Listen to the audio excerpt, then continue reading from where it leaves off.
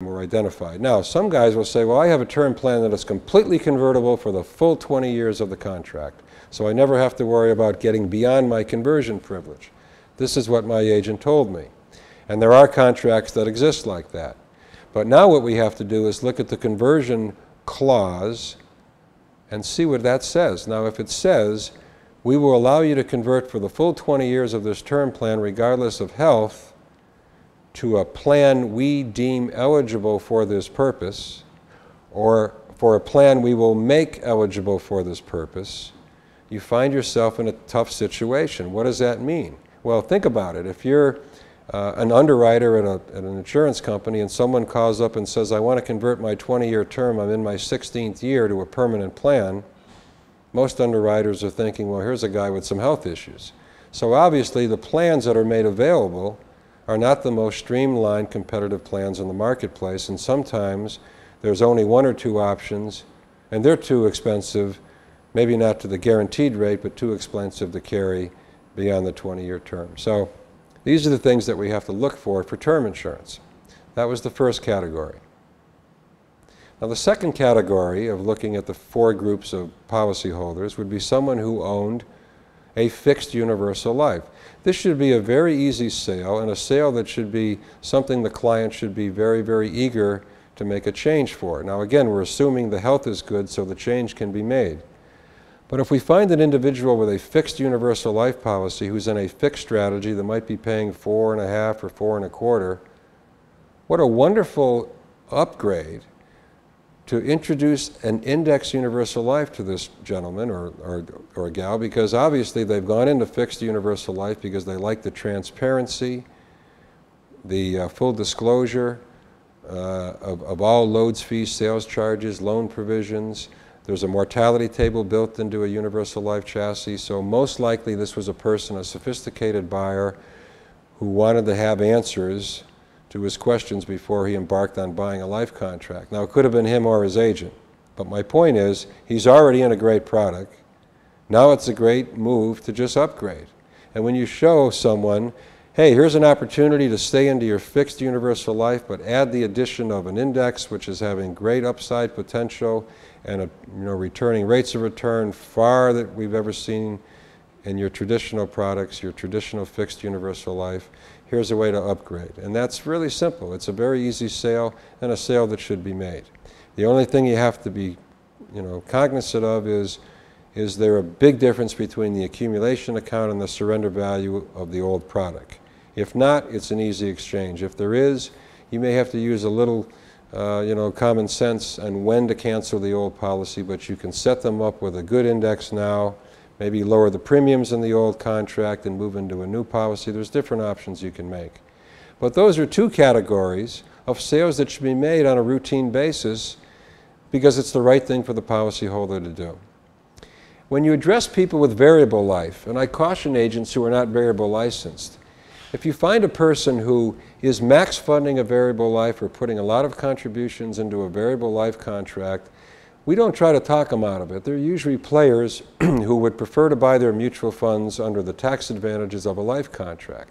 So there's no reason to go into a whole issue of why they should get out of their variable life and start crossing over to the explanation of mutual funds without a license, a securities license. So just pass on that client. However, if you find a person who's in a variable life and doesn't know it, or you find a person who's in a variable life and are paying such minimal premiums that they're not utilizing really any upside growth of the mutual funds, you'll find they're in a very expensive life plan with too many expense charges, loads, and fees, and that person might be better off going into a fixed UL or a fixed indexed UL to get more bite out of their minimum premiums. So we'll replace a variable life when I see situations like that. The final category is traditional whole life. Agents have battled this concept, universal life, whole life, should I, shouldn't I, for decades. And we still have people today who figure, traditional whole life insurance is the only way to sell insurance. It's guaranteed. Well, I revert to one of the articles that we have on our website. We have a whole array of a library of articles where it was a statement by an actuary in a conference in Ottawa in the 80s, right after Universal Life was created. He looked at traditional whole life and he said, let's face the fact that any whole life insurance is being sold to consumers at all is because some salesman could sell anything.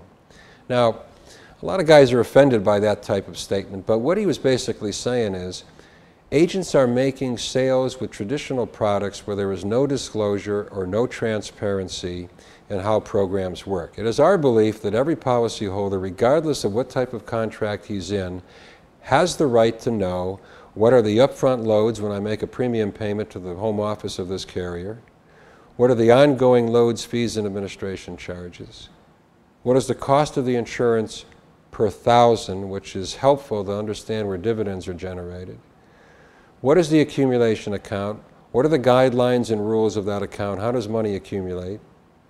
And what are the exit strategies? If I want to take money out of my contract, what are the rules? What are the borrowing features? What are the exit strategies? Our belief is, without getting into a contest that he said, if every person could ask for an actuarial spreadsheet and get that information laid out in front of them of traditional products that they own, I think the vast majority of people who were healthy and who could make a switch could easily see by the right actuarial spreadsheet that these products are outdated, that they're products that just don't hold a candle to the new modern contracts that are being issued today. There's so many things to take into consideration, just for mortality tables alone. If you have a traditional whole life product that was written in the early 80s, you probably have a 1958 mortality table. You may have a 1980 CSO. Well, we now have a brand new mortality table that was issued in January of 2009 where rates have come down again because medical science has people living a lot longer than they have in the past. So there are things like better rates internally, better exit strategies where now we have zero spread, no cost loans versus the traditional borrowing procedures we've seen in the past where you'll borrow at a much higher rate of return in your traditional products than what is credited to the borrowed funds. So we find better mortality, better exit strategies, and we find better liquidity because products are being built today with liquidity options where there's no surrender charges on excess contributions. After a year, the money is in and out and it can be accessed very easily because there's no surrender charges on excess. So I'm a firm believer replacement has a place in today's marketplace, and for most Americans, it's something that should be considered based on what they currently own. There are good portfolios in homes, obviously, and you have to know the difference. What's a good portfolio? When is replacement necessary and when is it not necessary? The ability of an agent to make those decisions because of a good actuarial background and understanding of product development will give you an edge in this industry like you've never thought you could ever have possible. You will write more cases, you'll do the right thing all the time because you know what you're doing, and it will open more doors and more sales for tax-free retirement than people are ever opening up today by attacking the big tax-free retirement, move all your money into this contract. It's very difficult for agents to get people to make that decision with the way it's being marketed today.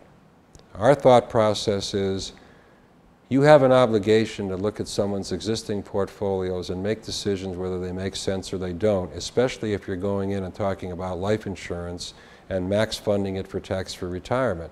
That should be one of the things you need to do. Start there. If you start there and you continue the conversation there, you'll find a client who is much more in tune with what you're saying. They'll find an urgency to make some sort of change or to have some proactive attitude in the what they have and to make the right changes to improve their situation. From there, it's easy to move into, okay, we fixed, now let's show you what the possibilities are. Never have to do this, but based on your current death benefit, this is what you could do. And of course, from there, you can get into great presentations and create some great contracts and some great strategies for your clients. Now, the last section is people that don't have life insurance. Someone without a need for death benefits, someone has no beneficiary need whatsoever, is an IUL something that should find a place in their portfolio when it comes to retirement and accumulating wealth? And I'm a firm believer of that. And of course, I look at my own situation, and prior to my marriage, when I was a single guy, I bought a $3 million death benefit, and I gave the death benefit to a charity, to the Shriners Hospital here in Springfield, Massachusetts, because my goal had nothing to do with the purchase of the death benefit.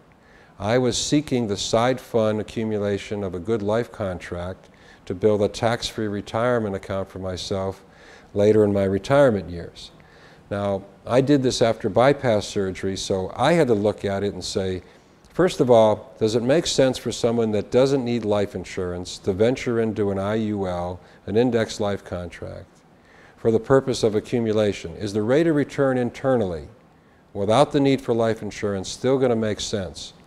And what we found, looking at our actuarial studies, that for a preferred non-tobacco, you go out 20, 30 years, you'll find that the internal rate of return is 8 or higher, and that's a phenomenal rate of return on the internal rate for a program, to have liquid cash, to have access to the cash at no cost. It certainly is a great product, and I believe one of the great wealth accumulation strategies in the country today. But for somebody that doesn't need life insurance, or for somebody that has a rated policy, you have to start to narrow it down and say the money spent for the protection and the loads and fees is money spent and money gone because it wasn't needed.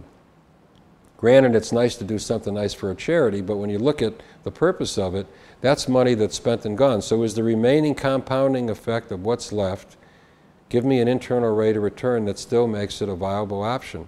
And in my case, I know I'm not going to get an 8% rate of return 25 years from now. It'll probably be in the 6s.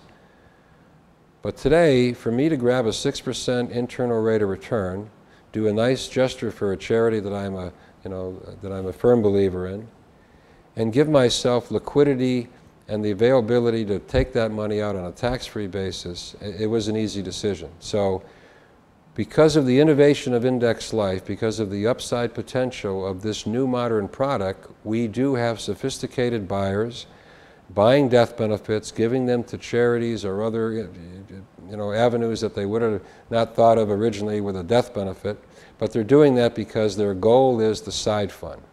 And you'll find most of these clients eager to max fund according to tax guidelines. And typically what we'll do, and this is what I did with myself, I looked at the amount of money I wanted to reposition, and I then simply got onto the software and said, what is the minimum death benefit required for me to buy a policy so that I have the ability to put this money into the contract and create a tax-free retirement? So it's a little different for someone without insurance.